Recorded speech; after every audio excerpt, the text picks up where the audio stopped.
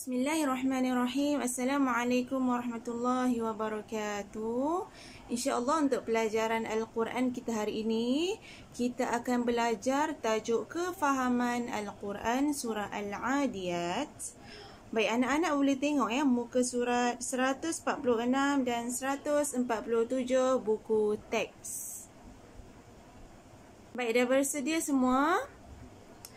Okay, kita akan sama-sama mendengar bacaan surah Al-Adiyat daripada Syekh Mishari.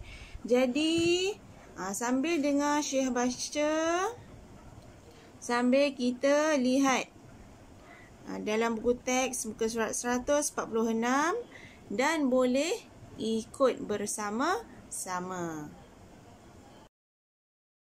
Bismillahirrahmanirrahim. والعاديات ضبحا فالموريات قدحا فالمغيرات صبحا فأثرن به نقعا فوسطن به جمعا إن الإنسان لربه لكنود وإنه على ذلك لشهيد وإنه لحب الخير لشديد أفلا يعلم إذا بعثر ما في القبور وحصل ما في الصدور إن ربهم بهم يومئذ لخبير.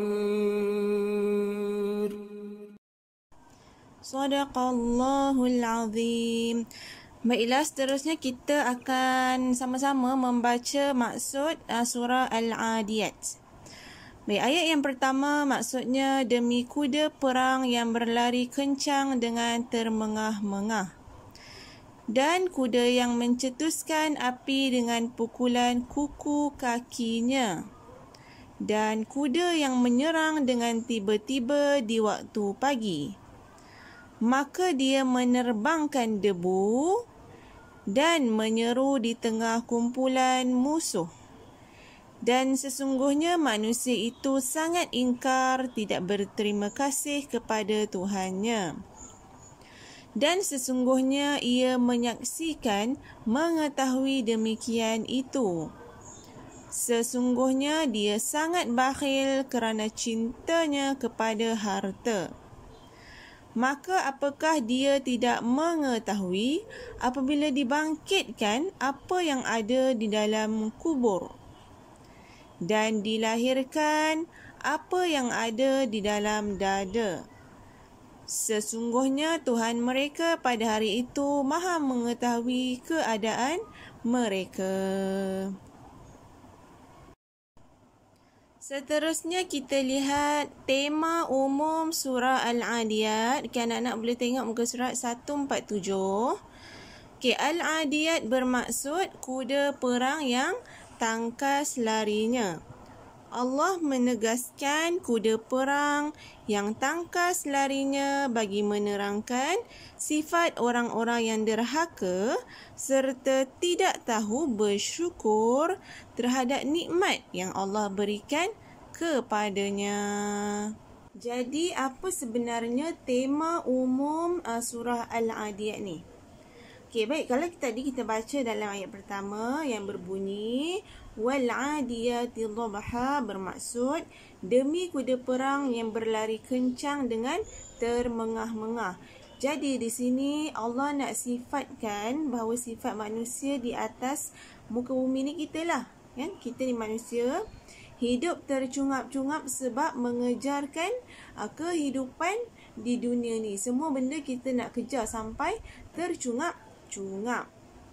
Dalam surah Al-Adiyat ni juga Allah nak menceritakan tentang sifat-sifat orang yang derhaka kepada Allah, yang apabila diberi bermacam-macam nikmat, banyak sangat nikmat dia dapat, sampai dia tidak tahu bersyukur.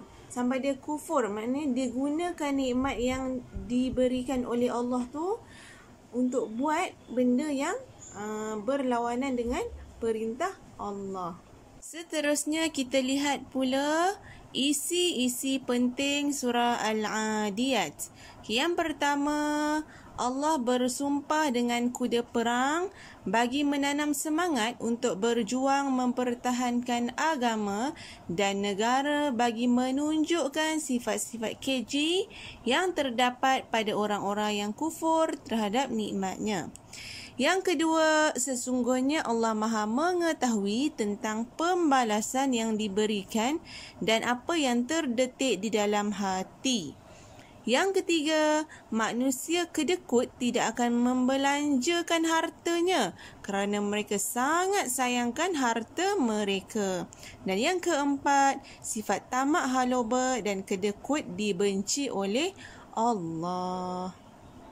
Baiklah, untuk tugasan, Ustazah nak minta anak-anak buat buku aktiviti Al-Quran muka surat 40. Arahannya, tuliskan pengertian bagi surah Al-Adiyat di bawah. Jadi tadi kita dah baca kan? Dan anak-anak boleh rujuk semula buku teks muka surat 146.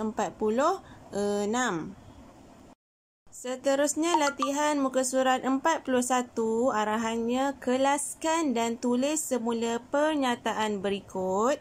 Sama ada sifat terpuji, maksudnya sifat terpuji itu sifat yang baik lah, atau sifat tercela iaitu sifat yang buruk.